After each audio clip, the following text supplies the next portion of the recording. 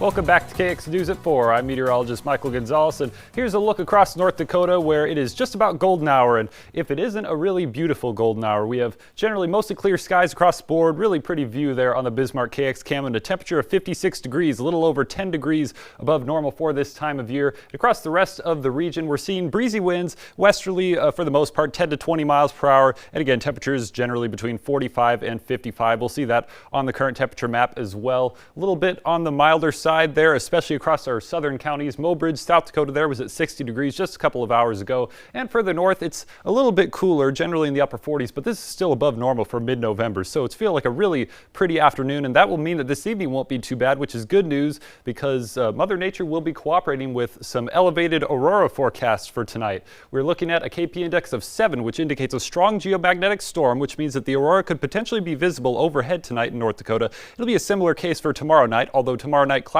could be a factor. So tonight looks like it'll be a good evening to go out and look up perhaps later tonight, especially around midnight to perhaps 2 a.m. just to look for those auroras. And of course, send in any pictures that you have to us here at KX News. We'd love to see them.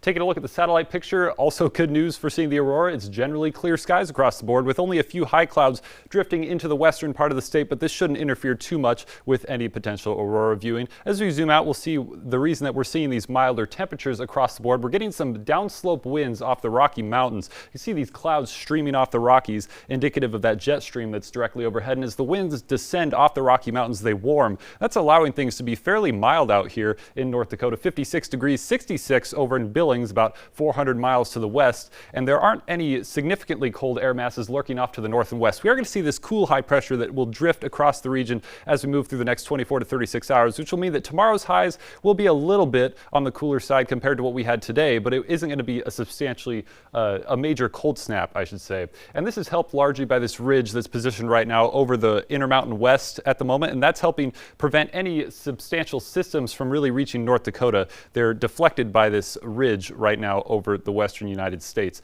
Tonight we'll be dealing with lows broadly a little bit below freezing, generally mid to upper 20s for much of the region, perhaps even a few mid 20s possible, but that is about where we should be for this time of year. As we move into your tomorrow afternoon, we'll be warming up right into a similar territory to what we saw today, which is broadly low 50s, perhaps even some mid 50s across southwestern North Dakota, with mid to upper 40s across north central North Dakota and over into northeastern Montana, and some clouds might begin to push into the region by the time we get to later in the afternoon. And the winds are going to be on the calmer side, at least compared to what we've been seeing the last couple of days, broadly 5 to 15 miles per hour out of the northwest over towards Minot, out of the southeast towards Dickinson. That clockwise flow indicative of that high pressure that will be sliding right across the region tomorrow. And as we look ahead towards later this week, we are going to watch that ridge move right over the central plains, which means that those highs are going to keep rising until we get to about Friday, when highs could be between 55 and 65 across much of North Dakota. And by the time we get to the weekend, that isn't going to last very much. We are going to see a trough move back into the region, which means highs will be dropping back down into the 40s, perhaps even upper 30s by later this week,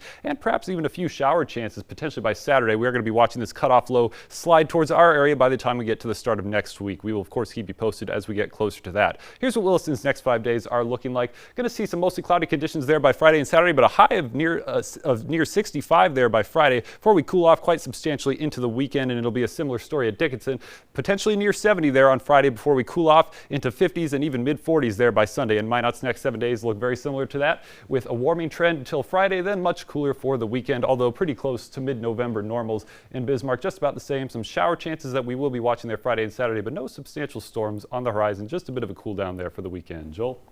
So it's a lot to get used to. Hard to get used to anything, I should say. We're talking some 40s, some 50s, some 60s, and then dropping back down by next week. It's just the Northern Plains roller coaster of temperatures. That's kind of what I think we'd expect for this time of year. Next week ahead, no 2 days are the same. Yep, I love it.